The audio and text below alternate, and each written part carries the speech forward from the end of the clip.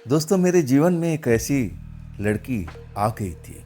इतनी जल्दी मैं उसके साथ उठना बैठना, और सच कहूँ ना तो वो लड़की मुझे बहुत अच्छी भी लगती थी। हमारे काम में सहयोग कर रही थी।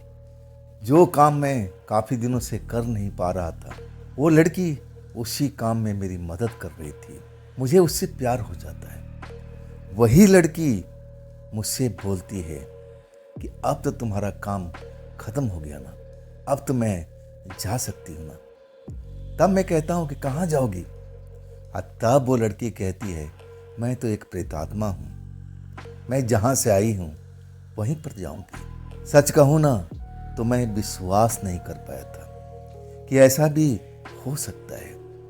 मुझे तो हंसी आ गई थी जब उसने पहली बार बोली थी कि मैं प्रेतात्मा हूँ। तब मैं कहता हूँ, क्या मुझे पागल समझ रखा है? कहाँ से तुम प्रेतात्मा लगती हो? प्रेतात्मा तो बुरी होती है, लोगों को तकलीफ देती है, और तुम तो इतनी सुंदर हो, तुम मेरी हर काम को किया है, और तुम कैसे प्रेतात्मा हो सकती हो? तब वो लड़की हंसने लगती है। नमस्कार दोस्तों, मैं हूँ राज, और आप देख रहे हो हाईवे 33। ये कहानी जो मैं थोड़ा सा मुखड़ा सुनाया, ये संजय कुमार जी की भेजी हुई है। राजस्थान के रहने वाले संजय कुमार जी, इनके साथ में ये घटी हुई सच्ची घटना है।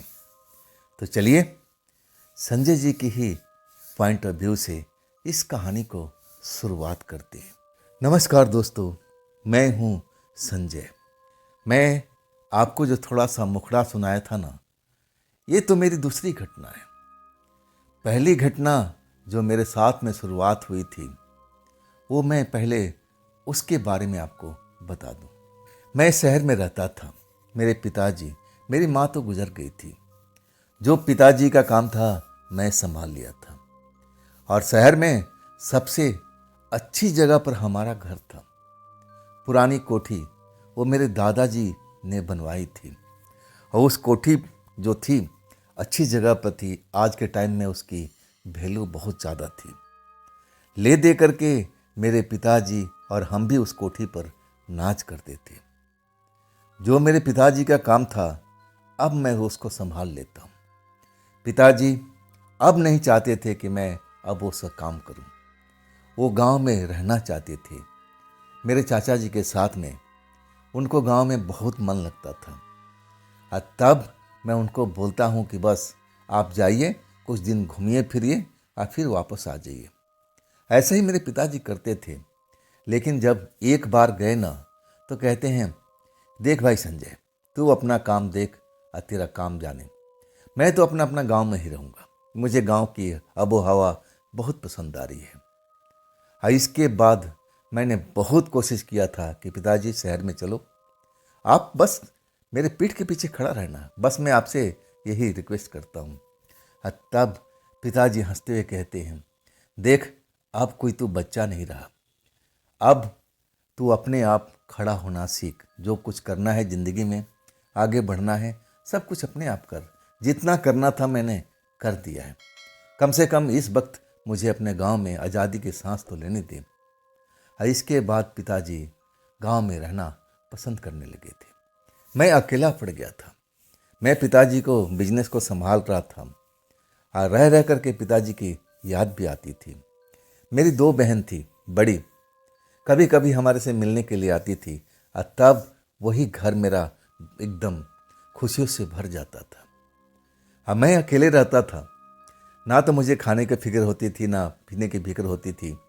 जब दिल में आता था, अब होटलबाजी ऐसे ही मैं किया करता था। मेरा कोई ज़्यादा फ्रेंड सर्कल भी नहीं थे।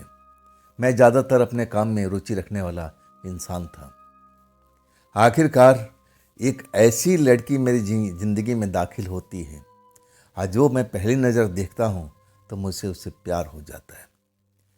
आखिरकार वो मेरी पत्नी बन जाती है। ये सब मैं पिताजी से सहमति लेता हूँ, और तब पिताजी कहते हैं, देख बच्चा, तेरी ज़िंदगी है, सोच समझ के फैसला लेना। फैसले लेने में जल्दीबाजी मत करना, थोड़ा सा टाइम ले, एक दूसरे को समझो, और तब जाके कोई आगे बढ़ना, फैसले में आगे बढ़ो। लेकिन पहले एक दूसरे को अच्छी तरह से जानो। लेकिन हमें तो जल्दीबाजी थी, लड़की को नहीं, मुझे जल्दीबाजी थी। हम ज़्यादा दिन उसके साथ व्यतीत नहीं करे और हमने शादी का फैसला ले लिया था। आखिरकार पिताजी की सहमति तो मिल ही गई थी। हमारी शादी मंदिर में हो जाती है और इसके बाद हमारा जो घर खालीपन था वो भर जाता है। पत्नी मेरे साथ काम में मदद करती है और इसके बाद हमारा जो सुना साना घर था, खालीपन वो ख़त्म हो चुका था। हम दोनों आप एक साथ ऑफिस जाते, फिर एक साथ आते। अब जो हम कभी कभी घर में खाना सोच सोच के बनाते थे, अब तो हमारे घर में रोज़ चूल्हा जलने लगा था। मेरी पत्नी अपने हाथ से खाना बनाती थी। उसको होटल का खाना और बाहर का खाना उसको पसंद ही नहीं था। लेकिन जैसे मेरी पत्नी को, मेरे घर को किसी का नज़र लग गया था। मैं एक पार्टी में गया था, मेरे चचेरे भाई का, और उसके बाद जब हम रात को लौटते हैं कार से, आई जब हम घर पहुंचते हैं और आधे रास्ते से ही मेरी पत्नी का तबीयत बिगड़ जाता है। सर में दर्द का, अब बताती है कि मेरे सर में अचानक दर्द बढ़ गया। मैं कहता हूँ घर पे चलो, दवाई वगैरह है, खा लेना, ठीक हो जाएगा। लेकिन वो दर्द रात भर कम नहीं होता है। मैं उसको मालिश भी करता हूँ, तेल भी लगाता हूँ और दवाई भी देता हूँ। जो करना चाहिए रात भर में उसको आराम देने के लिए करता हूँ। और कभी कभी वो सो भी जाती थी, अचानक फिर उठ जाती थी, चीखती थी, मेरा सर का दर्द बढ़ गया है, मैं क्या करूँ, मैं क्या करूँ। बड़ी मुश्किल से हम लोग रात निकालते हैं और फिर सुबह मैं उसको हॉस्पिटल ले जाता हूँ। वहाँ पर ट्रीटमेंट होता है। डॉक्टर कहता है कि मैं सब कुछ टेस्ट लिख दिया हूँ, 2 दिन में टेस्ट आ जाएगा और तब तक इस दवा को दीजिए, आराम आ जाएगा। लेकिन आराम नहीं आ रहा था। मेरा ऑफिस का काम रुक गया था। हम दोनों अब घर में थे। अब मैं तो उसी की देखभाल में लगा हुआ था। 2 दिन के बाद रिपोर्ट आता है, रिपोर्ट भी बिल्कुल नॉर्मल होता है। और तब डॉक्टर कहता है कि शायद घर में आप इसको रखिए और दवा जो मैं लिखा हूँ उसको मैं बदल देता हूँ। ऐसी कोई परेशानी की बात नहीं है, कभी कभी ऐसा हो जाता है, घबराने की बात नहीं है, चिंता करने की बात नहीं है। मैं पत्नी के ज़्यादातर सेवा करने में लगा हुआ था। इसके बाद पत्नी ठीक भी हो जाती है, लेकिन ठीक होने के बाद अब उसका थोड़ा बिहेवियर बिल्कुल चेंज होने लगता है। मुझे उस रात को अच्छी तरह से याद है जब पहली बार उसने मेरे साथ में ऐसा बर्ताव किया था। स्वस्थ थी, सर का दर्द तो गायब हो चुका था, चिड़चिड़ापन उसको आ गया था। जब मैं रात को सोया हुआ था, अचानक मुझे जगाती है। अब मैं जग जाता हूँ, पूछता हूँ तुम्हारी तबीयत ठीक है ना, कोई बात तो नहीं है, क्यों जगाया। और तब कहती है तुम मेरे कमरे से निकल जाओ, तुम यहाँ से निकल जाओ। मैं उससे पूछता हूँ कि आखिर बात क्या है, मैंने ऐसा कौन सा गुनाह कर दिया। और तब कहती है नहीं, तुम जाओ, मुझे इस कमरे में अकेले रहना है, तुम निकल जाओ इसी वक्त में। मैं बहुत उसको कोशिश करता हूँ, समझाने की कोशिश करता हूँ, ये तुमने क्या रट लगा रखा है, अरे भाई हम पति पत्नी हैं, मैं दूसरे कमरे में क्यों जाऊँ। और तब कहती है कि तुम नहीं जाओगे तो मुझे जाना पड़ेगा। आखिरकार मैं उसके जिद के आगे हार जाता हूँ। मैं सोचता हूँ कि रात का टाइम है, शोरगुल करना ठीक नहीं होगा, जो भी बात करेंगे दिन के टाइम में करेंगे। जब दिन होता है और तब मैं उसके कमरे में आता हूँ और तब तक वो सोई रहती है। बड़ी मुश्किल से मैं उसको उठाता हूँ और उठती है और तब वो मुझे देख के कहती है, देखो मैं तुमको वो रात में समझाई थी ना, मैं तुम्हारे साथ कोई संबंध रखना नहीं चाहती हूँ, इसलिए मैं तुमसे अलग होने के अब बोला था, तुम मेरे पास में क्यों आ रहे हो। मेरे को तो बहुत धक्का लगा था। जिस लड़की को मैं चाहा था दिलो जान से और वो लड़की मेरे साथ में ऐसा बर्ताव करने लगी थी, इसका क्या मतलब हो सकता है। मैं बहुत समझाता हूँ कि क्या मैंने कोई तकलीफ़ दिया हूँ, कोई तुम्हारे साथ में कोई परेशानी है वो भी बताओ। और तब कहती है कि तुम मुझे पसंद नहीं हो, तुम मुझे पसंद नहीं हो। धक्का तो लगता है। मैं उसको और समझाने की कोशिश करता हूँ और तब वो समझती नहीं है। खैर कई दिनों के मैं ऑफिस जा नहीं पाया था। इसके बाद ऑफिस भी जाना था, बहुत सारे अधूरे काम जो थे वो पूरा करना था।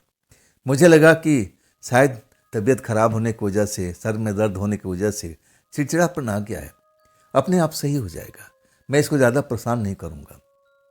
आखिरकार जब मैं ऑफिस से आता हूँ तब जिस कमरे में रहती थी उसमें ताला लगा हुआ था। चाबी तो मेरे पास भी थी, लेकिन उस कमरे की चाबी अब मेरे पास में नहीं थी, नया ताला लगा हुआ था। ऐसा क्या हुआ था? गई तो कहाँ पर गई, जबकि रात का करीब करीब 9 बज रहा था। मेन गेट का चाबी मेरे पास, बाकी कमरों की चाबी मेरे पास, लेकिन उसमें नया ताला लगा हुआ था। मैं उसको ढूंढने की कोशिश करता हूँ। और वो साल थी, आप विश्वास नहीं करोगे, उस टाइम मैं इतना कोशिश किया था रात भर में, जहाँ जहाँ मैं जाने की कोशिश करता था कि हाँ यहाँ पर हो सकती है, मैं हर जगह ढूंढ लिया था। आखिरी घर मैं उसके पहुँच गया था। मैं उसके परिवार में जाके मिलता हूँ, मैं उसके बारे में जानकारी लेने की कोशिश करता हूँ, लेकिन उसके परिवार के लोग हर कोई मना कर देता है कि नहीं बेटा, वो हमारे घर पर नहीं आई है। बात क्या है? लेकिन मैं इतना बात को फैलाना नहीं चाहता था। आखिरकार मैं निराश भाव से लौटता हूँ। जब मैं अपने कोठी में पहुँचता हूँ तब वही कमरा खुला हुआ था। मैं जान गया था कि अब आ चुकी है, ताला खुला हुआ है, अंदर में रोशनी नजर आ रही है, खिड़की खुली हुई थी हल्की सी। मैं झांक के देखता हूँ, मैं यकीन नहीं कर पाता था। मेरे घर में ना कोई नशा करने वाला था, मेरे घर में तो लहसुन प्याज भी कोई नहीं खाता था। अब मैं जो देख रहा हूँ ना, मैं हैरान हो गया था। वो मटन खा रही थी, वो ड्रिंक कर रही थी, जो मैंने आज तक कभी सोचा नहीं था, मेरे परिवार में ऐसा कुछ हुआ नहीं था, वो मेरी पत्नी कर रही थी। मेरा दिमाग एकदम सातवें आसमान में अब उड़ चुका था, गुस्से से मैं कांप गया था। मैं आवाज़ लगाता हूँ, तब दरवाज़ा खोलती है। मैं अंदर जाकर पूछता हूँ ये सब क्या हो रहा है? कहती है तुम अपने काम से मतलब रखो ना, मैं तुमको मना कर दिया ना कि मेरे काम में दखल मत दो, मैं तुम्हें पसंद नहीं करती हूँ। मेरा गुस्सा सातवें आसमान में था। अब पहली बार उस घर में झगड़ा हुआ था मेरी पत्नी के साथ में, लेकिन वो बिल्कुल फूल सी दिखने वाली लड़की, और उसके अंदर में इतना ताकत कहाँ से आया? मुझे उस घर से बाहर धकेल दिया। आंखें बड़ी बड़ी करीर कर कहती है, ऐसा मत समझना कि मैं कमज़ोर हूँ। मैं कहती हूँ मुझसे तुम दूरी रहो, इसी में तुम्हारा भलाई है। ये सब देख करके तो मैं हिल चुका था। ये क्या हो गया मेरी पत्नी को? ऐसा क्या मेरे घर में चल रहा है, मैं कुछ समझ नहीं पा रहा हूँ। और उसके अंदर में इतनी ताकत कहाँ से आ गई? इतना ताकत तो मेरे पास भी नहीं था। मैं रात भर मैं रोता रहा था। मैं अपनी पत्नी को बहुत प्यार करता था, लेकिन अब तो उसकी दिशा दशा सब कुछ बदल गई थी। हमारे घर में कोई ड्रिंक करता नहीं था, वो ड्रिंक कर रही थी। हमारे घर में लहसुन प्याज कोई खाता नहीं था, वो तो मटन को खा रही थी, शौक से हड्डी चबा रही थी। ये सब क्या हो रहा है? जबकि शादी से पहले मैंने सब उसको बताया था। तब उसने कहा था कि हमारे घर में भी ऐसा ही है, हमारे घर में कोई ड्रिंक नहीं करता, ना कोई नॉन वेज खाता है। हाँ, प्याज वगैरह तो हम खाते हैं। हमने सोचा कि हमारी तो खूब जमेगी, लेकिन यहाँ तो उल्टी कहानी हो गई थी। मैं इतनी परेशानी में घिर गया था। आखिरकार मैं अपने घर की बात किससे कहूँ? मैं ससुराल में ये सब बात इतनी आसानी से कहने वाला नहीं था। मुझे लगा कि शायद बीमारी का साइड इफेक्ट है, इस पर कुछ असर आ गया है, धीरे धीरे ये अब ऐसा होगा, सही हो जाएगा। मैं इंतज़ार करने लगता हूँ।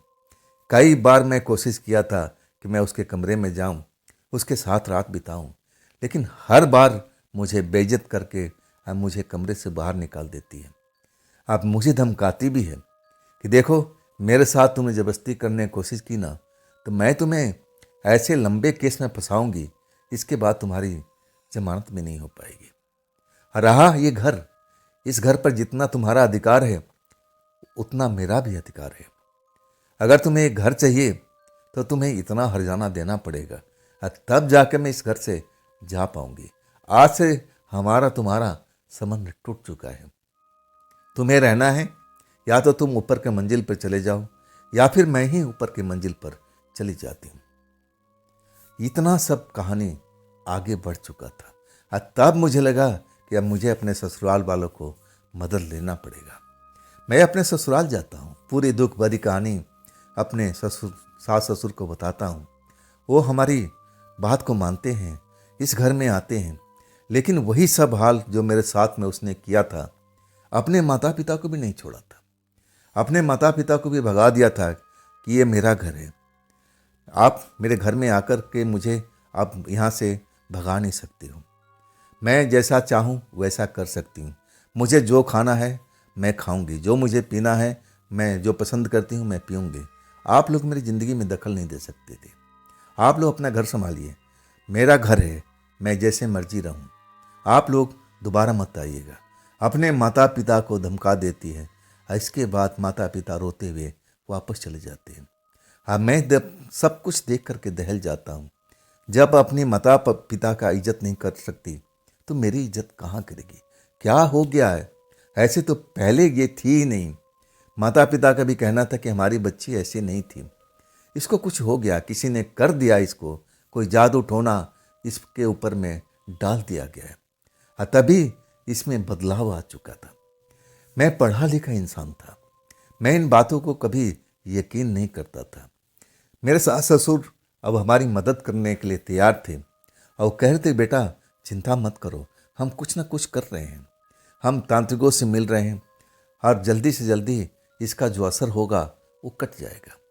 आप कुछ परेशानी झेल लो, तब तक हम अपना काम कर रहे हैं। अब इसके बाद क्या था, मैं तो कभी तांत्रिक मांत्रिक को मैं मानता भी नहीं था, ना भूत प्रेत ऐसी शक्ति को मैं अब समझने की कोशिश करता था। मेरी नज़र में उनकी कोई वैल्यू थी नहीं। आखिरकार मैं भी ऐसे ही सोच लेता हूँ कि चलो चलने दो कुछ दिन ऐसा, आखिरकार इसको अकल तो आएगी। इसके बाद मैंने कभी उसके कमरे में जाने का कोशिश नहीं किया। मैं ऊपर वाले मंजिल में अपना रहने का व्यवस्था कर लिया था। अब फिर वही होटलबाजी शुरू हो गई थी। जो मैं खाना छोड़ दिया था, बाहर का खाना पीना, अब वो हमारे घर में फिर से चलने लगा था। अब मैं करूं क्या? ऑफिस में संभालना था, पैसे भी कमाना था। ये बात उड़ते उड़ते मेरे गांव तक जा पहुंची थी। मेरे पिता को खबर लगती है, तब वो कहाँ रुक पाते, आ जाते हैं, आ करके मुझसे मिलते हैं ऑफिस में ही और वही बात बताते हैं जो उनको खबर लगी थी। अरे बेटा, मैं क्या सुन रहा हूँ, ये क्या हो रहा तुम्हारे घर में, ये कैसे हो गया? तब मैं रोते रोते सब बात पिता को बताता हूँ। अब पिता गुस्सा में आ जाते हैं, कहते हैं तू चिंता मत कर, उस लड़की को मैं अब उस घर से बेदखल कर दूंगा। मैं जानता हूँ मुझे क्या करना है, मैं पुलिस का मदद लूँगा, कोर्ट का मदद लूँगा, तेरी तलाक करा दूँगा। तब मैं कहता हूँ पिताजी आप शांत हो जाइए, कुछ दिन की बात है, उनके माता पिता कुछ ना कुछ कर रहे हैं, हो सकता है कि ये काम जल्दी से हो जाए। अगर नहीं होता है तब आपके जी में जो आए कीजिएगा, लेकिन अभी कुछ मोहलत दे दीजिए, जब ज़रूरत पड़ेगी हम आपको याद ज़रूर करेंगे। बड़ी मुश्किल से मैं अपने पिताजी को समझाता हूँ, इसके बाद अपने गांव भेज देता हूँ। मेरा मन हमेशा उदास रहता था, काम में दिल नहीं लगता था। जब मैं घर लौटता था तो एक नज़र खिड़की की तरफ जरूर जाती थी। कभी कभी खिड़की बंद रहती थी तो मैं देख ही नहीं पाता था। कभी कभी गलती से खिड़की अगर खुली रह गई, जो मैं जिस वक्त में लौटता था तब मैं देखता था वहाँ पर कमरे के अंदर ही खाने पीने का सब उसने व्यवस्था कर रखा था, टेबल लगा रखी थी। गंदगी का अंबार उस घर में मुझे दिखाई देता था। एक बदबू सी मुझे कमरे से आती हुई दिखाई महसूस होती थी। अंदर कचरा भी मुझे दिखाई देता था, शायद होटल से जो पैकेट लाती थी उसको साफ सफाई भी नहीं करती थी। दारू की बोतलों का अंबार मुझे उस कमरे में दिखाई देता था, इधर उधर लुढ़कती हुई। मैं अब पागल के समान मैं अपने आप को पाता था। उस टाइम में खून खोलता था, मन तो करता था कि मैं उस दरवाजे को खुलवाऊं और एक हाथ अपनी पत्नी को लगा दूं। ये सब क्या हो रहा है, ये सब क्या हो रहा है? लेकिन मेरे अंदर में वो ताकत थी ही नहीं। मैं जान गया था अगर मैं उससे उलझूंगा तो मैं जीत नहीं पाऊंगा। उसके अंदर बला की शक्ति है। ये मासूम सी लड़की, फूल सी लड़की, इसके अंदर में इतनी ताकत कहाँ से आ गई थी? मैं हैरान रहता था। आखिरकार 1 महीना, 2 महीना, 6 महीना हो चुका था। मैं ससुराल में जाता था। अब अपने सास ससुर से पूछता था कि आपने कुछ किया? तब कहते हैं बेटा इस काम में टाइम लगता है, जो भी असर होता है ना धीरे धीरे होता है, थोड़ा और मोहलत दो, थोड़ा और टाइम दो। आखिर कब तक? 6 महीना तो बीत चुका था। मैं भी अब एक नज़र अपनी पत्नी को देखना चाहता था। अब महीनों महीनों दिन गुजर जाते थे, मैं अपनी पत्नी का एक झलक देख ही नहीं पाता था कि किस दिशा में है, कैसा उसका चेहरा है, उदास है। अब मैं एक तरह से एक नज़र उसको झलक ही पाना चाहता था, लेकिन नसीब में ऐसा होता ही नहीं था। लेकिन वो रात जब मैं घर आता हूँ तो रात का 9:30 या 10 के आसपास का वक्त था। मैं मेन गेट जो चाबी थी मेरे पास खोल के अंदर आता हूँ। तब देखता हूँ कि दरवाज़ा भी खुला हुआ है, पर्दा भी हटा हुआ है, खिड़की भी खुला हुआ है। अब मेरी पत्नी बेड पर औंधी मुंह पड़ी हुई है। कमरे में जो नज़ारा देखता हूँ, बदबू फैली हुई अब मुझे महसूस होती है। मैं दरवाजे पर खड़ा होकर के अंदर जाने का साहस नहीं कर पा रहा था कि अंदर जाऊंगा, पत्नी सो रही है, अगर एक बार उठ गई ना तो मुझे जलील कर देगी। मैं फिर से जलील होना नहीं चाहता था। लेकिन जब मैं कमरे का दशा देखता हूँ, इस हाल में तो कभी रहती नहीं थी। उसको तो साफ सफाई पसंद था। ये हो क्या गया है? क्या हो गया मेरी पत्नी को? मैं हिम्मत करके अंदर जाता हूँ। औंधे मुंह पत्नी पड़ी रहती है। मैं उसको नाम लेके पुकारता हूँ, तुम जाग रही हो, सो रही हो? अगर सो रही हो तो उठो, मैं तुमसे बात करना चाहता हूँ। लेकिन वो उठती नहीं है। मैं उसको पलटता हूँ और तब मैं देखता हूँ उसकी आंखों से आंसू बह रहा है। वो जैसे होश में थी, वो पलकें फड़फड़ा रही थी, लेकिन उसकी आंख खुल नहीं रहे थे। लगातार उसकी आंखों से आंसू निकल रहा था। मैं उसको बार बार आवाज़ दे रहा था, तुम मेरी बात को सुन रही हो ना? तुम्हारे साथ में क्या हो रहा है? क्या चल रहा है? तुम कुछ बताओगी तभी तो मैं तुम्हारी मदद कर पाऊंगा। क्या हुआ है तुम्हें? ये सब कैसे कर रही हो? चल क्या रहा है हमारे घर में? लेकिन वो कुछ बोलने की कोशिश कर रही थी, उसके होठ फड़फड़ा रहा था, लेकिन वो बोल नहीं पा रही थी। ना तो पूरी तरह से होश में आ रही थी, बस बुदबुदा रही थी, और जो मुझे स्पष्ट समझ में नहीं आ रहा था। उसकी आंखों से आंसू गिर रहा था। मैं अपने आप को रोक नहीं पाया था। मैं उसका आंसू पोंछता हूँ। अब मैं उसको संभालता हूँ और कहता हूँ, तुम्हारी तबीयत ठीक है ना? अगर तुम्हारी तबीयत सही नहीं तो मैं तुम्हें हॉस्पिटल में ले चलूँ। पहली बार वो बोलती है मेरा नाम लेकर के, संजय, संजय मुझे बचा लो, संजय मुझे बचा लो, संजय मुझे बचा लो। और इसके बाद वो चुप हो जाती है। इतना सुनते ही मेरा हृदय में अजीब से होने लगता है, दिल की धड़कन बढ़ जाती है। मुझे अपने पत्नी पर बहुत दया आता है। वो मेरा नाम लेकर के बोल रही थी, संजय मुझे बचा लो, संजय मुझे बचा लो। आखिर मेरी पत्नी के साथ में चल क्या रहा था, मैं कैसे जानूं? मैं अपनी पत्नी को होश में लाने की कोशिश करता हूँ, लेकिन होश में नहीं आती है। मैं पत्नी को छोड़ देता हूँ। पहले तो मैं उस घर में खड़ा होने के लिए जगह बनाता हूँ, साफ सफाई करता हूँ, सारा कूड़ा करकट घर से बाहर। मैं देखता हूँ बोतलों की गिनती। इसका मतलब पत्नी 2-2 बोतलें पी जाती है रोज का। मैं इतना बोतलों का अंबार घर में देखता हूँ। मुझे समझ में नहीं आता है कि मेरी पत्नी तो ऐसे कभी थी ही नहीं, इसके साथ में हो क्या गया है।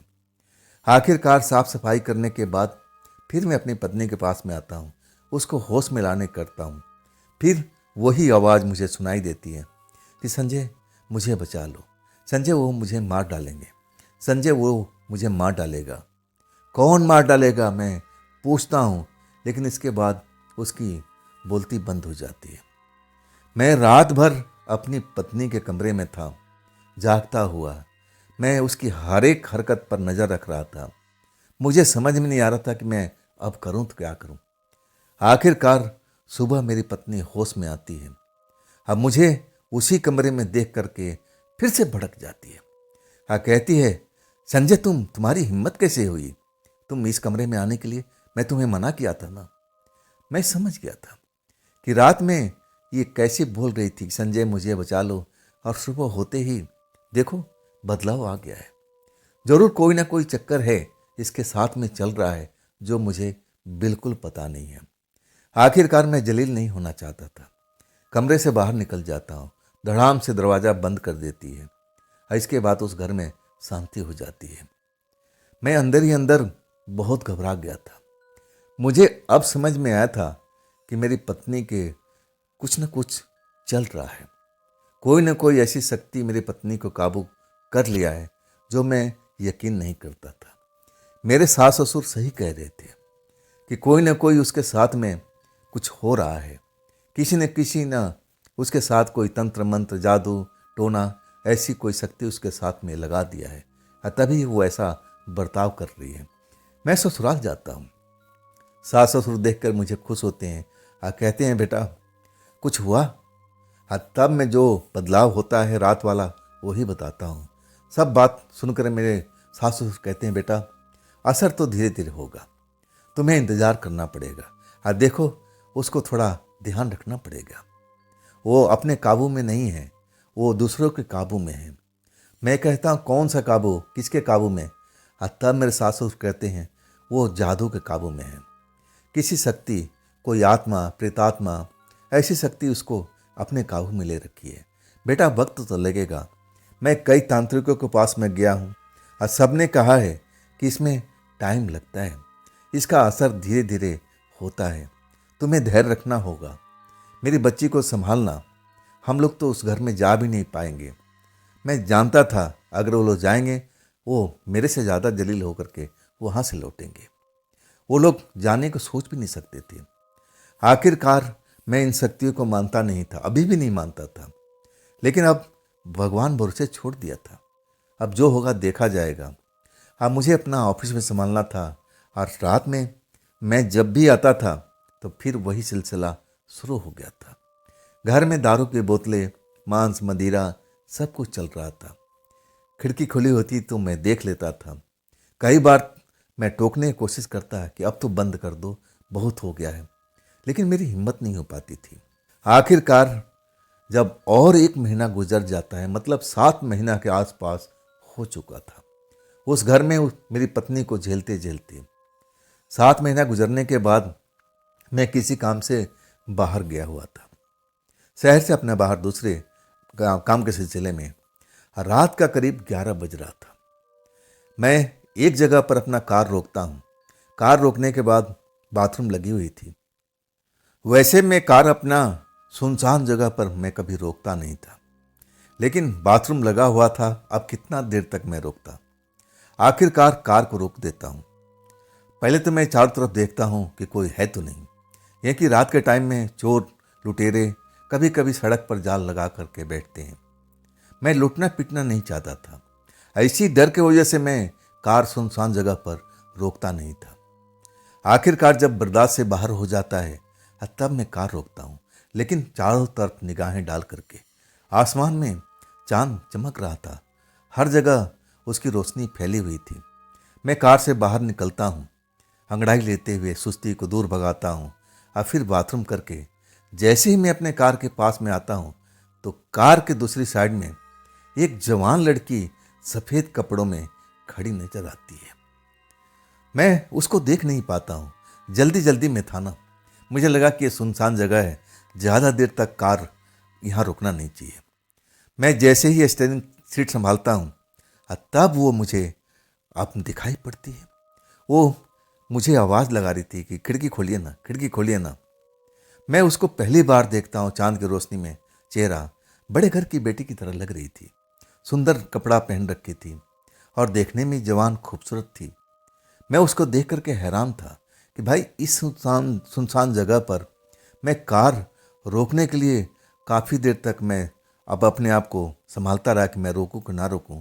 इस जगह पर ये सुंदर खूबसूरत लड़की और ये कर क्या रही है? मैं खिड़की खोलता हूँ। तब वो कहती है, आप आगे जा रहे हैं ना। मैं तो पहले उसको देखता हूँ कि कोई चोर लुटेरा गिरोह का सदस्य तो नहीं है। मैं कहता हूँ, नहीं मैडम, मैं तो इस साइड में जाऊँगा। तब हंसते हुए कहती है, शायद मुझे आप लेके जाना नहीं चाहते हो। देखो, मैं आज अकेले पड़ गई हूँ। मैं कहता हूँ, पहले अपने बारे में बताओ, आप हो कौन? इस जगह पर आप कर क्या रही हो? तब कहती है, आप इस साइड से आ रहे हैं ना। मैं कहता हूँ, हाँ। तब आपने एक कार देखी होगी साइड में खड़ी हुई। मैं ध्यान देता हूँ, मुझे तो वहाँ उस जगह पर कोई कार नज़र नहीं आती है। मैं शायद ध्यान भी नहीं दे पाया था। कहती है, उसमें एक ड्राइवर भी था, वो कार खराब हो गई है। मैं काफ़ी देर तक इंतज़ार करती रही कि कोई मुझे लिफ्ट दे देगा, मुझे शहर तक पहुंचा देगा, लेकिन कोई रोकता ही नहीं है। तब मैं सोचा कि चलो आगे चलते हैं, मैं बाईपास तक पहुंच जाऊंगी, तब कोई ना कोई मुझे लिफ्ट जरूर दे देगा। मैं वो लड़की की बात सुनता हूँ। अब मुझे लगता है कि नहीं, ये लुटेरी गिरोह का कोई सदस्य नहीं है। तब मैं कहता हूँ, मैडम जल्दी से बैठ जाओ, ये जगह ठीक नहीं है। बैठ जाती है। इसके बाद मैं उससे बातें करते हुए कार को आगे बढ़ा देता हूँ। मैं पूछता हूँ, कहाँ से आप आ रही हो, आप क्या करती हो? तब कहती है, मैं कुछ नहीं करती, मेरे पिता करते हैं, व्यापारी हैं।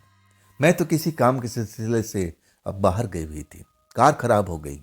कोई बात नहीं है, आप क्या करते हो, कौन कौन है आपके घर में? वो सब पूछने लगती है, लेकिन हर बार मेरी तरफ देख करके मुस्कुराती है। वो भी लड़की मेरी पत्नी से बहुत ज़्यादा खूबसूरत थी, बात बात पर मुस्कुराती थी। मैं भी नौजवान था, मैं अपना दुख दर्द सब कुछ भूल जाता हूँ उसकी मुस्कुराहट के आगे। मैं काफ़ी दिनों से अपना पत्नी से अलग था। मुझे लगा कि ये लड़की मेरे काश जीवन में आ जाए कुछ टाइम के लिए, मैं सब कुछ अपना दुख दर्द भूल जाऊंगा। मुझे तो घर में जलील होना पड़ता था पत्नी के आगे, मैं वो लम्हा कभी भूलता नहीं था। और वो लड़की मेरे दुख पर मरहम लगाने के लिए आ गई थी। मुस्कुराते हुए सब कुछ बात करते हुए मीठी मीठी अंदाज में हम शहर का जो फासला था तय करते हैं। रात को करीब 12 साढ़े 12 बजे के बाद हम अपने शहर में दाखिल होते हैं। तब मैं कहता हूँ, आप कहाँ रहती हो? ये कि देखिए रात है, अब अपना घर का पता बताइए, हम आपको घर तक छोड़ देंगे। तब कहती है, चलिए ना, मैं आपको बता रही हूँ। मुझे एक बड़ी सी कोठी के सामने लेके जाती है। मैं देखता हूँ ये कोठी हमारी भी कोठी से बहुत अच्छी जगह पर थी, बहुत कीमती जगह था। कोठी भी बहुत बहुत बढ़िया हुआ मुझे बना हुआ दिखाई दे रहा था। मैं उस कोठी को देख के अब हैरान ही रह जाता हूँ, भाई ये तो बहुत ज़्यादा पैसे वाली घर की है बेटी। तब मैं उससे कहता हूँ, आप इसी कोठी क्या मालकिन हैं? कहती है, मैं नहीं, मेरे पापा हैं, मैं तो उनकी बेटी हूँ ना। तब मैं कहता हूँ कि मतलब आधी मालकिन हो। तब हंस देती है। अब रास्ते भर में जितना हम लोग बात किए थे, एक दूसरे को हम अच्छी तरह से जान लिए थे। अब मुझे लगने लगा कि वो मुझसे अब कुछ ना कुछ उसके अंदर में मेरे बारे में ज़रूर चल रहा है। अब कुछ वैसा ही हाल मेरे अंदर भी था। तब वो लड़की उतरती है, लोहे का गेट था, गेट को खोलती है, अब फिर मेरे पास में आ जाती है। मैं तो बस उसी का इंतजार ही कर रहा था। अब फिर आते ही कहती है, तुम मुझे बहुत अच्छे लगे, तुम मिलोगे मेरे से, कहीं पर हम मिलेंगे दोबारा? अब मैं कहता हूँ, हाँ जरूर मिलेंगे, आप बताइए कहाँ मिलना है? तब एक जगह का नाम बताती है कि देखो उस पार्क में आ जाना, हम वहाँ पर मिलेंगे, और वहाँ पर रात के टाइम में कोई आता जाता नहीं है। मैं बड़ा खुश हो जाता हूँ। अब तो मेरे दुख पर मरहम उस लड़की ने लगा दिया था। मेरे मन में एक उमंग जाग गई थी। अब फिर वो लोहे का गेट खोलती है, मुझे टाटा बाय बाय करते हुए कोठी के अंदर दाखिल हो जाती है। मैं उसको जाते हुए देखता हूँ। तब मैं अपना कार स्टार्ट करता हूँ, अब फिर अपने उसी घर में लौट आता हूँ, जहाँ पर आते ही मेरा मन बड़ा प्रसन्न होने लगता था। जो खुशी थी ना, वो सब बाहर छुप चुकी थी। मैं घर में आता हूँ, अब फिर वही दारू की बदबू, अलग अलग मसालों का गंध, मुझे अब ऐसा मन खराब हो जाता था घर में पहुँचते हुए, जो बदबू मैं सहन नहीं कर सकता था। खिड़की खुली हुई थी, मैं देखता हूँ कि पत्नी दारू के नशे में टुल हुई पड़ी है, बेड पर लेटी हुई है। मैं कई कई बार मैं सोचा कि मैं चल करके देखूं, उससे बात करूं, लेकिन हिम्मत नहीं हुआ। अचानक पत्नी करवट लेती है। हाँ, मैं उसको देखता हूँ ना तो मेरा मन करता है कि चल करके बात करना चाहिए। दरवाज़ा खोलता हूँ, दरवाज़ा अंदर से लॉक नहीं था। मैं पत्नी के पास पहुँचता हूँ, पत्नी को जगाने की कोशिश करता हूँ कि उठो उठो, तुम होश में हो ना, होश में हो ना। वैसे ही पत्नी के हाल हुआ पड़ा था। पत्नी की आंखों से आंसू निकल रहे थे, उसके होठ फड़फड़ा रहे थे। हाँ, वो मुझे कुछ बोल रही थी। मैं ध्यान से सुनता हूँ तो मेरा नाम लेके कह रही थी, संजय मुझे बचा लो, संजय मुझे बचा लो, संजय मुझे बचा लो। मैं समझ नहीं पाया था कि रात में ये तो मुझसे बहुत ही प्यार करने की कोशिश करती है, मेरा नाम अधिकार के साथ लेती है, मुझे बचा लो। मैं किसी से बचाऊं? ये तो खुद नशे का गुलाम हुई पड़ी है। दिन होते ही मुझे धुतकारती है, मुझे लज्जित करती है, धमकाती है, और रात में जब नशे में होती है तब ये मेरा नाम जरूर लेती है। मैं कहता हूँ किससे बचाऊं? ये दारू मैं कैसे बचा सकता हूँ? तुम्हें तो इसको अपने आप छोड़ना पड़ेगा। हाँ, कोई दुख तकलीफ है तो मुझे बचाओ, बताओ। पत्नी कुछ देर तो ऐसी बड़बड़ाती रहती है, संजय मुझे बचा लो, इसके बाद बेसुध सो जाती है। मैं भारी मन से दरवाज़ा भेड़ देता हूँ और फिर अपने ऊपर के मंजिल पर चला जाता हूँ। उस घर में तो मैं सांस लेना भी नहीं चाहता था, इतनी बदबू फिर से उस घर में भर चुकी थी। जो भी वो खाना खाती थी बाहर फेंकती नहीं थी, कूड़ादान में डालती नहीं थी। जो दारू पीती थी बोतल लुढ़का देती थी, उसकी बदबू मुझे बेचैन कर देती थी। मैं ऊपर चला जाता हूँ और उसके बाद मैं अपना सुबह उठते ही अपना काम धंधे में निकल जाता हूँ। हाँ, जाते जाते ज़रूर मैं उस खिड़की पर खड़ा होता था, कुछ देर के लिए देखता था, और तब वो मुझे घर के अंदर दिखाई नहीं देती थी, या तो बाथरूम में या फिर कहीं बाहर निकल गई होगी। मैं अपने काम में निकल जाता था। अब तो दुख पर मरहम लगाने के लिए मेरी दोस्त मिल गई थी। रात होने का इंतज़ार करने लगा। जितने टाइम को मुझे बुलाई थी, मैं 10 बजे उस पार्क में चला जाता हूँ, कार बाहर खड़ा करके पार्क के बेंच पर जाकर बैठ जाता हूँ। मैं बस इंतज़ार ही कर रहा था। आखिरकार 11 बजे के आसपास वो लड़की उसी ड्रेस में आती है जिस ड्रेस में रात को मैं उसको घर पर तक छोड़ा था। शायद उसको यही ड्रेस पसंद था, या फिर इसके पास में ऐसा ही बहुत सारे ड्रेस थे। मैं तो अनुमान ऐसा ही लगा लिया था। आखिरकार मुस्कुराती हुई आती है और कहती है, मुझे आने में देर हो गई, अब बताओ कैसे हो आप? मैं अपने पत्नी के बारे में कुछ भी नहीं बताया था। मैं तो बस अपने बारे में ये बताया था कि बस मेरी ज़िंदगी अकेले में गुजर रही है। अगर मैं बता देता तो शायद वो मुझे इस हाल में यहाँ तक मिलने के लिए नहीं आती।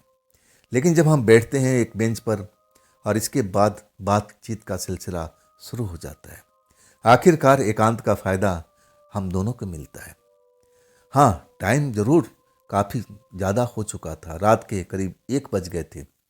तब वो लड़की कहती है कि देखो संजय, अभी तुम्हें अपना घर जाना चाहिए।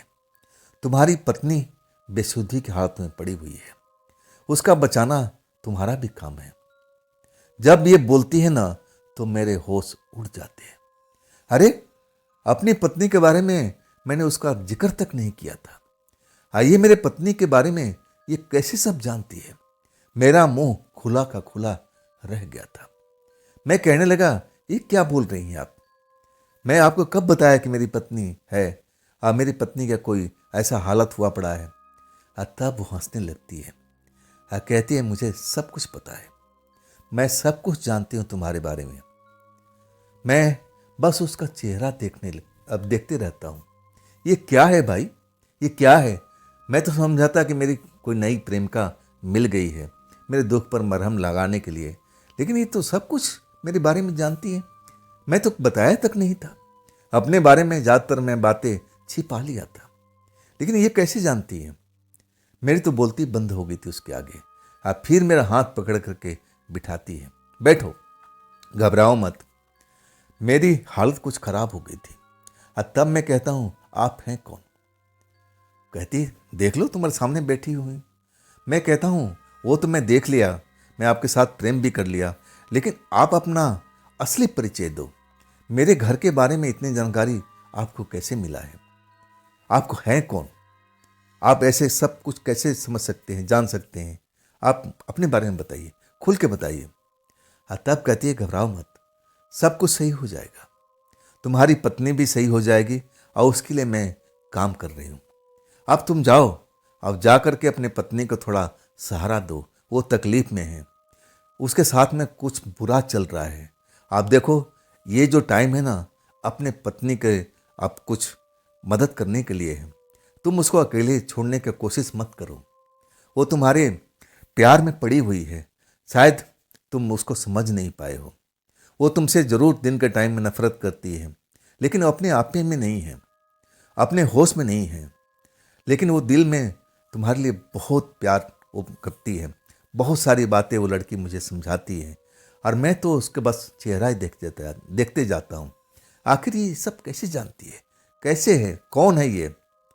मुझे बताती नहीं है। कहती संजय अब तुम लौट जाओ, फिर हम मिलेंगे, हमारा मिलने का स्थान यही है। और तुम जाओ, अपने परिवार को, अपने पत्नी को संभालो और उसको होश में लाओ। देखना इसमें टाइम जरूर लगेगा, लेकिन सफलता तुम्हें जरूर मिलेगी। हमारा मिलना जुलना तो चलता रहेगा, हम यहीं पर मिलेंगे। आ जाना, कल की रात भी आ जाएगा, आ जाना। मेरी हालत खराब थी। आखिरकार वो जबरदस्ती मुझे कार तक ले जाती है। कहती अब निकल जाओ, जाओ अपने घर पर, अपनी पत्नी को सहारा दो। इसके बाद में मेरी हालत बहुत खराब हो गई थी। मैं समझ नहीं पाया था आखिर वो मेरी कोई जासूसी कर रही है या फिर क्या है। अभी तक मैं समझ नहीं पाया था कि जिस लड़की से मैं प्रेम किया हूँ और मैं पार्क में आकर मिला हूँ, आखिर ये चीज़ क्या है। मैं लौटता हूँ कार स्टार्ट करके और मैं अपने घर पहुँचता हूँ और वैसे ही खिड़की खुली हुई थी। मैं देखता हूँ पत्नी उसी हालत में पड़ी हुई थी, दारू के नशे में टुल। मैं तो ऊपर के मंजिल की तरफ जाने का सोच लिया था, लेकिन पत्नी करवट बदलती है। इसके बाद मैं उसका चेहरा देखता हूँ, दया आती है। दरवाज़ा खोलता हूँ, जो भिड़ा हुआ था, अंदर से लॉक नहीं था। पत्नी को संभालता हूँ, सही ढंग से उसको बिस्तर करता हूँ। अब पूरा घर की साफ सफाई कर देता हूँ ताकि मैं कुछ देर वहाँ पर खड़ा रह सकूँ। साफ सफाई करने के बाद अब मैं थोड़ा मन जो बेचैन हुआ पड़ा था थोड़ा शांत हुआ, क्योंकि इतनी बदबू उस कमरे में फैली हुई थी कि मेरा सांस लेना भी मुश्किल हो रहा था। इसके बाद पत्नी के पास बैठता हूँ, उसके सर पर हाथ फेरता हूँ और उसका नाम भी कहता हूँ कि तुम उठो भी, मैं तुम्हारे पास में आया हूँ, क्या तुम मुझसे बात नहीं करोगी? तब आँख खोलने की कोशिश करती है, आंखें उसकी फड़कती है। अब उसके होठ बुदबुदा रहे हैं, जैसे बोलने के लिए बेताब पड़ी है। अब फिर वही आवाज़ मुझे सुनाई देता है, संजय मेरी मदद करो, संजय मेरी मदद करो, ये लोग मुझे मार डालेंगे, मुझे मारने के लिए तैयार बैठे हैं, तुम मेरी मदद करो, तुम मेरी मदद करो। मैं समझ नहीं पाता हूँ कि आखिर कैसे मैं मदद करूँ, क्या करूँ। मुझे लगा कि इसको कल मैं हॉस्पिटल में ले कर चलूँगा, जो होगा देखा जाएगा। मुझे बेइज्जत करेगी, लज्जित करेगी, जो मर्जी कर ले, लेकिन मैं अपना जिद पूरा करूँगा। मैं उस कमरे से अपना दूसरी ऊपर वाली मंजिल पर जाता नहीं हूँ और वहीं पर मैं अपनी पत्नी के साथ पलंग पर लेट जाता हूँ, अपने बाहों में भर करके। और मेरे बाहों में आग सिकुड़ जाती है। कई बार उसके होठों से आवाज़ निकलती है, वही जो मैं सुन रहा था, संजय आप मेरी मदद करो ना, आप मेरी मदद करो ना। मैं उससे पूछता हूँ कि मैं कैसे मदद करूँ, लेकिन उस बारे में कुछ बताती भी नहीं है। अब फिर शांत हो जाती है।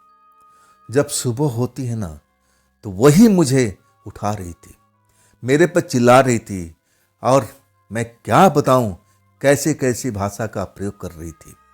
मैं तो बिल्कुल लज्जित हो गया था। वो कह रही थी तुम्हारी हिम्मत कैसे हुई संजय इस कमरे में अब मेरे साथ रात गुजारने के लिए। वो ऐसी ऐसी भाषा का प्रयोग कर रही थी जिसका मैं वर्णन यहाँ पर कर ही नहीं पाऊंगा। मुझे लज्जित होना पड़ा, शर्मिंदगी उठानी पड़ी।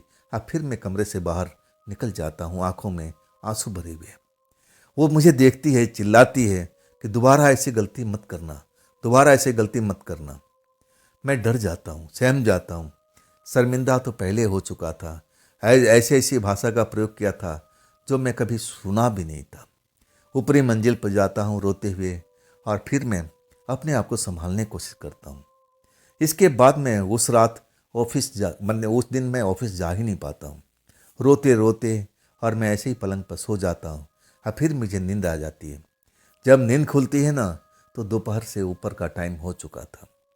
इसके बाद मैं जब नीचे जाता हूँ, वो कमरे के दरवाजे पर ताला लगा हुआ था। मतलब वो घर में थी नहीं, चली गई थी। मैं भी अब बाहर को जाता हूँ, कुछ हल्का फुल्का खाना खा करके, और फिर ऑफिस निकल जाता हूँ कि चलो कुछ ना कुछ तो काम करें। और इसके बाद मैं घर पर लौटता नहीं हूँ। मैं सीधा उसी पार्क में जाता हूँ। वहाँ बेंच पर बैठ करके उस लड़की को आने का इंतजार करता हूँ। आखिर ये क्या है, ये कैसे जानती है? आज मैं सब कुछ इससे पूछूंगा। 11 बजे रात को लड़की आती है, और आते ही कहती है, देखो मुझे माफ़ कर देना, आने में लेट हो गया। मेरे पास बहुत ज़्यादा काम था आज। मैं सारा काम ख़त्म करके और तब तुम्हारे पास में आई हूँ। मुझे माफ़ कर दोगे ना? मैं हंस के कहता हूँ, अरे हाँ, मैंने आपको माफ़ कर दिया, लेकिन सबसे पहले अपना असली परिचय दीजिए। हाँ, तब कहती है, यही तो मेरा परिचय है, मेरा नाम यही है, तुम जानते ही हो, मेरा घर आपने देखा हुआ है, तो मेरा कोई अलग से परिचय नहीं है। तब कहती है, रात में पत्नी के पास सोए थे ना, आनंद आया ना? सच कहूँ ना, ऐसा लगा कि मैं हिल गया हूँ उसकी बात सुन करके। मैं कहता हूँ, आपको कैसे पता? आपको कैसे पता? आप मेरे साथ में गई थी क्या? हाँ, तब कहती है, कुछ ऐसा ही समझ लो, ऐसा ही करना, रोज रात को जाना, ऐसा ही करना, उसको अकेले मत छोड़ना। हाँ, देखना जल्द से जल्द वो सही रास्ते पर आ जाएगी। मैं सब कुछ भूल करके और वो सुबह की कहानी बताने लगता हूँ कि आप यकीन नहीं करेगी मुझे कौन कौन उपाधि से अब मनोनीत किया गया है। ऐसे ऐसे भाषा का मेरी पत्नी प्रयोग किया है कि मैं आपको बता भी नहीं सकता हूँ। हाँ, तब वो लड़की कहती है कि मैं सब कुछ जानती हूँ, मुझे सब कुछ पता है, लेकिन हिम्मत मत हारो।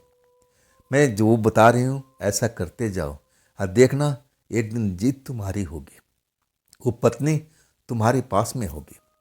अगर तुम उसको छोड़ दिए तो समझ लो अपनी पत्नी से हाथ धो बैठोगे। मैं तो कर रही हूं। मैं चौंक जाता हूं, आप क्या कर रही हो?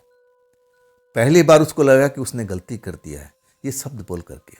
कहती कि नहीं, मैं जानती हूं, मैं तुम्हारे लिए प्रार्थना जरूर कर रही हूं कि तुम्हारे घर में सुख शांति आ जाए, लेकिन मेरे दिल में संदेह बढ़ गया था।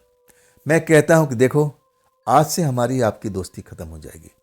आप सच बता दो, आप हैं कौन, और आप हमारे बारे में इतना सब कैसे जानते हैं? और आपने कहा था कि आप कुछ कर रही हैं, तो क्या कर रही हैं वो भी मुझे बता दीजिए। लड़की तो पहले बहुत मना करती है कि छोड़ो छोड़ो, इस बात को भूल जाओ, इस बात को भूल जाओ। मैं कहता मैं भूलता नहीं हूँ। आप हैं कौन और ये सब कैसे कर रही हैं, क्या होने वाला है, इसका मतलब सब कुछ जानती हैं आप। तो ये भी बता दीजिए कि क्या मेरी पत्नी हमारी हो भी पाएगी या नहीं भी। तब वो कहती है कि जरूर होगी, मैं ऐसा कर रही हूँ, लेकिन तुम्हें भी साथ देना पड़ेगा। तब जाकर के पत्नी तुम्हारे काबू में आ जाएगी। वो बहुत तकलीफ में गुजर रही है, उसके साथ बहुत कुछ बुरा हो रहा है, और तुम उसका साथ छोड़ दिए हो। ये गलत बात है, ये गलत बात है। मैं समझ नहीं पा रहा था। मुझे भी बहुत अफसोस था इस बात का कि मैं अपनी पत्नी से अलग हूँ, लेकिन मैं इतनी शर्मिंदगी अब उठा नहीं सकता था। इतना उसका मैं गंदे गंदे शब्द को मैं कभी भूलता नहीं था। वो सब बातें मैं उस लड़के के आगे दोहराता हूँ कि बताइए मैडम जी, इसमें मेरा क्या कसूर है? कोई भी इंसान कितना तक झेलेगा? एक सहनशीलता होती है, इसके बाद हद वो पार हो जाती है। तब आप बताइए मेरा कसूर क्या है? वो कहती है, मैं सब कुछ जानती हूँ, इतना आपने जितना सहनशीलता है मैं सब कुछ जानती हूँ, लेकिन ये सब आपको करना पड़ेगा। अगर आप अपनी पत्नी से सचमुच प्यार करते हो तो थोड़ा सा तकलीफ तो आपको भी उठानी पड़ेगी। अब मैं आपको बताती हूँ कि मैं कौन हूँ और मैं क्यों आपकी ये सब मदद कर रही हूँ। मैं उस लड़की की तरफ देखने लगता हूँ। तब कहती है, मैं बताऊँ अपने बारे में? मैं कहता हूँ, हाँ बिल्कुल बताइए। पहली बार लड़की कहती है, मैं एक प्रेतात्मा हूँ। मैं तुम्हारी मदद करने के लिए आई हूँ।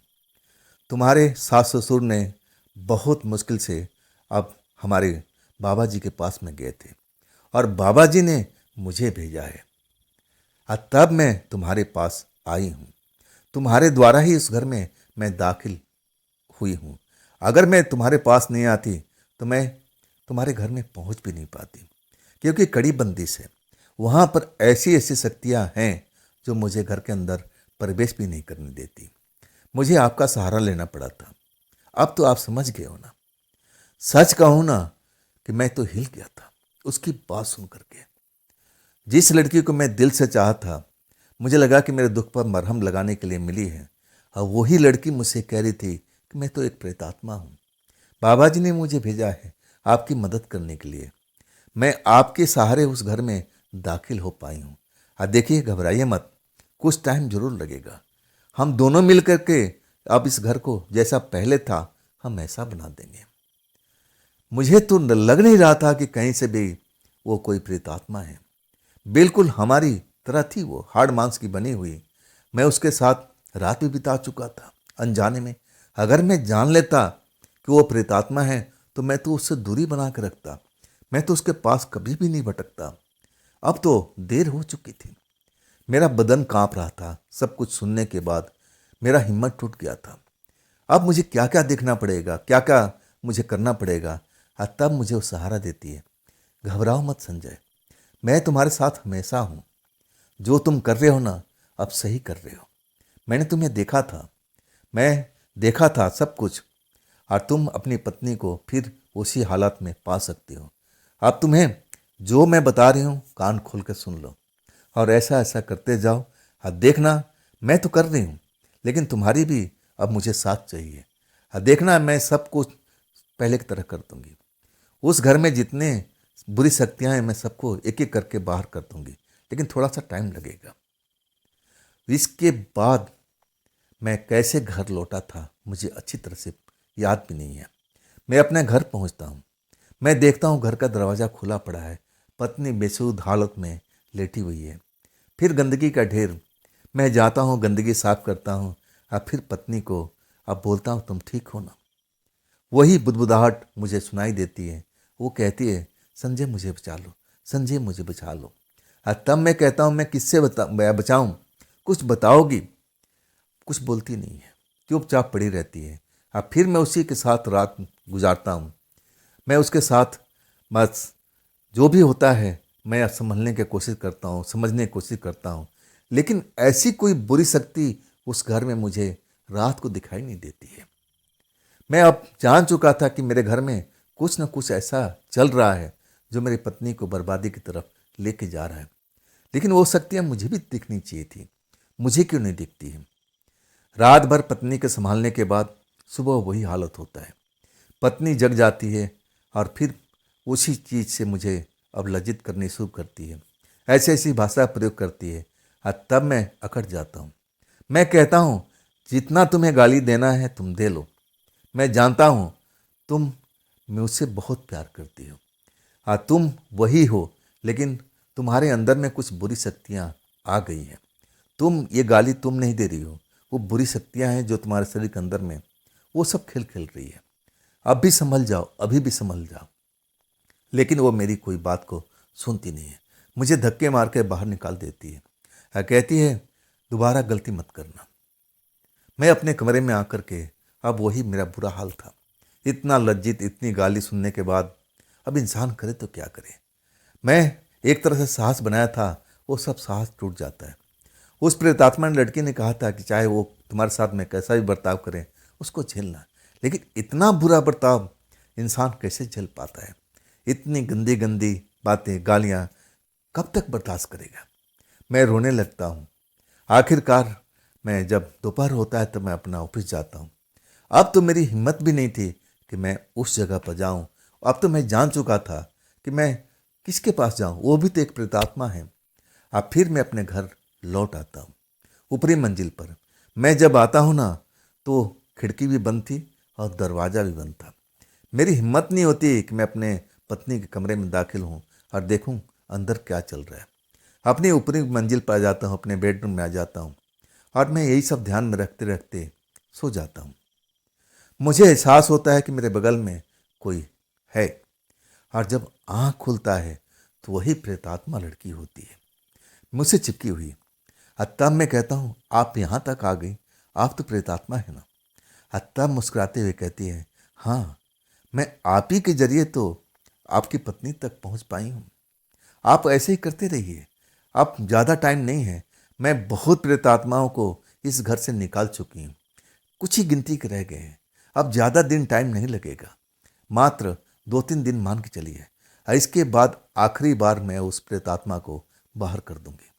आप सही जा रहे हैं, आप सही जा रहे हैं, ऐसे हिम्मत रखिए। इसके बाद मुझे ऐसा लगा कि मेरा सर चक्कर काट रहा है। कब मेरी आंख बंद हो जाती है कुछ पता ही नहीं लगता है। सुबह जब मैं उठता हूँ तो प्रेतात्मा लड़की मेरे बिस्तर पर थी ही नहीं। हाँ, वहाँ पर एक गुलाब का फूल मुझे दिखाई देता है, जबकि मेरे कमरे के अंदर में गुलाब का फूल होने का कोई मतलब ही नहीं होता है। मतलब उस प्रेतात्मा ने मेरे लिए ये तोहफा दिया है। उस गुलाब का फूल को उठाता हूँ और हिम्मत करता हूँ। इसके बाद सीढ़ियाँ उतरता हूँ। मैं देखता हूँ कमरे के अंदर में कोई भी नहीं था, कमरा खाली हुआ पड़ा था।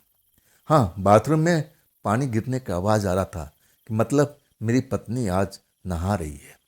मैं इंतज़ार कर रहा हूँ और आखिरकार बाथरूम से निकलती है, और तब तक मैं कमरे के अंदर में पलंग पर जा कर के बैठ गया था। वो मुझे देखती है, फिर गुस्से में आ जाती है और ऐसे ही कुछ बोलते हुए मेरे पास में आती है, जैसे मुझ पर हाथ उठा देगी। लेकिन मैं देरी नहीं करता हूँ। वो गुलाब का फूल मैं अपनी पत्नी को आगे कर देता हूँ। जैसे ही गुलाब का फूल देखती है ना, उसका सारा गुस्सा एकदम शांत हो जाता है। गुलाब का फूल जैसे नजर आता है उसको, वो मेरी तरफ देख करके मुस्कुराने लगती है और वो गुलाब का फूल अपने हाथों में रख लेती है और इसके बाद मेरे से लिपट जाती है। ऐसा अनुभव मेरे साथ में हुआ, मैं तो मेरी आंखों से आंसू निकलने लगा। मुझे लगने लगा कि हाँ, ये प्रेतात्मा ये गुलाब का फूल इसीलिए दिया था। मैं अपनी पत्नी को अपने बाहों में लपेटे हुए मेरे आंखों से आंसू गिर रहा था, और वही हाल मेरा पत्नी का था। मतलब प्रेतात्मा सही कह रही थी। इस घर में बहुत सारे प्रेतात्मा मेरे पत्नी के ऊपर में आए हुए काबू किए हुए थे। हमारे घर तो भूत बंगला बना हुआ था। आखिरकार उस फूल का असर होता है, और तब पत्नी रोते हुए कहती है, देखिए, मेरा कोई कसूर नहीं है, मेरा कोई कसूर नहीं है। जो भी उस पर जादू था ना, उसको फूल को लेते हुए सब कुछ हट जाता है। कहती है, मैं तो आपको कभी अपने से अलग नहीं करना चाहती थी। मुझे ना जाने क्या हो जाता है, जैसे मैं आपको देखती हूँ तो अपने आप को संभाल नहीं पाती हूँ। मुझे याद नहीं रहता कि मैं आपके साथ में क्या बोल रही हूँ। मुझे माफ़ कर दीजिए, मुझे माफ़ कर दीजिए। तब मैं समझ जाता हूँ। कहता हूँ, बस कुछ ही दिन, तुम देखना एकदम बिल्कुल सही हो जाओगी। और इसके बाद वही होता है। 2 दिन तक प्रेतात्मा मेरे कमरे में रात को नजर आती है, और वही फूल मुझे सुबह में मिलता है, और उस फूल को लेकर के, गुलाब के फूल को, पत्नी के पास जाता हूँ। कई बार तो मुझे सोती हुई मिली, मैं उठाता हूँ, जैसे ही नाराज होती है फूल उसके आगे कर देता हूँ। अब फूल को देखते ही उसका गुस्सा शांत हो जाता है, मुझसे चिपट जाती है, रोने लगती है और कहती है, मैंने ऐसा कुछ नहीं किया आपके साथ में, आप मुझे भूलिएगा मत, भूलिएगा मत। मैं भी बोलता हूँ, मैं सब जानता हूँ तुम्हारे साथ में क्या चल रहा है। और आखिरकार एक टाइम ऐसा आता है जब वो प्रेतात्मा मुझसे रात को 12 बजे मुझे सोते हुए उठाती है और कहती है, संजय, उठ जाओ, उठ जाओ, मैं अपना काम कर दिया है। अब तुम्हारी पत्नी उन भूतों से, प्रेतों से आज़ाद हो चुकी है। मैं बड़ा खुश हो जाता हूँ और कहता हूँ कि ये बताइए, हमारे पाप जो पत्नी है उसके साथ में ये सब हुआ कैसे था। और तब कहती है कि मैं क्या बताऊँ, जो बीत गया वो बीत गया। ये सब जो काम हुआ था, किसी ने तुम्हारी पत्नी के ऊपर में जानबूझ के करवाया था। मैं नाम नहीं बताना चाहती किसी का। मैं नहीं चाहती हूँ कि आपस में कोई विरोध हो। अब जो हो गया उसको मिट्टी डालो। अब तुम्हारी पत्नी पूरी तरह से स्वस्थ हो गई है, और उसके बाद में कोई भी शक्ति उसके पास, बुरी शक्ति नहीं है। अब मेरा काम खत्म हो गया है, और बाबा जी मुझे बुला रहे हैं, और इसलिए मैं तुम्हें उठाई हूँ और आखिरी बार तुमसे मिलना चाहती हूँ। ये रात मेरे लिए है ना। मुस्कुराती है, अब मुझे तो मौका भी नहीं देती है। और इसके बाद मेरी जब आँख खुलती है तो सुबह हो जाती है। अब फिर वही गुलाब का फूल। मैं समझ गया था कि अब मेरी पत्नी उन भूतों से, प्रेतों से, उन काले शक्तियों से आज़ाद हो चुकी है। वो फूल उठाता हूँ, अब फिर मुस्कुराते हुए पत्नी के कमरे में दाखिल हो जाता हूँ। और वो बाथरूम में नहा रही थी, फिर नहा के जैसे ही बाहर निकलती है मुस्कुराते हुए, मतलब अब जो उस पर असर था सब कुछ टूट गया था। गुलाब के फूल को देखती है, ले लेती है, मुझसे लिपट जाती है। कहती है, संजय मुझे अकेले मत छोड़ना, मैं ऐसी कोई गलती नहीं करूँगी। ये सब जो हुआ है मुझे तो कुछ होश भी नहीं रहता था। तब मैं उसको समझाता हूँ, इसमें तुम्हारी गलती नहीं, मेरी गलती है। मैं उस जगह तक ले गया था जहाँ पर तुम्हें लेके जाना नहीं चाहिए था। मैं जान गया था ये सब करने धरने वाला कौन व्यक्ति था, लेकिन मैं ये सब बात अपनी पत्नी को बिल्कुल नहीं बताता हूँ। और उसके बाद तो मैंने कान पकड़ लिया था कि उस घर में कभी भी मैं नहीं जाऊँगा, न पत्नी तो दूर की बात है, मैं भी नहीं जाऊँगा। अब वही घर मेरा खुशहाली से भर चुका है। तो दोस्तों, ये थी संजय कुमार जी की अपनी आप बीती। कैसी लगी आपको कमेंट में ज़रूर बताइएगा। अगर आपके पास भी ऐसी कोई घटना है, कोई अपनी आप बीती है, तो मुझे शेयर ज़रूर कीजिएगा। मुझे इंस्टाग्राम पर, व्हाट्सएप नंबर पर, मेरी मेल आईडी पर। तो दोस्तों, ये भी चैनल आप ही का है, इसको भी अपना प्यार दीजिए, लाइक दीजिए, सब्सक्राइब कीजिए, शेयर कीजिए अपने दोस्तों को, और हाइप वाले बटन को ज़रूर दबा दीजिएगा। तो मिलते हैं दोस्तों कल की रात इसी चैनल पर, इसी टाइम पर। आप लोग अपना ख्याल रखिएगा। नमस्कार।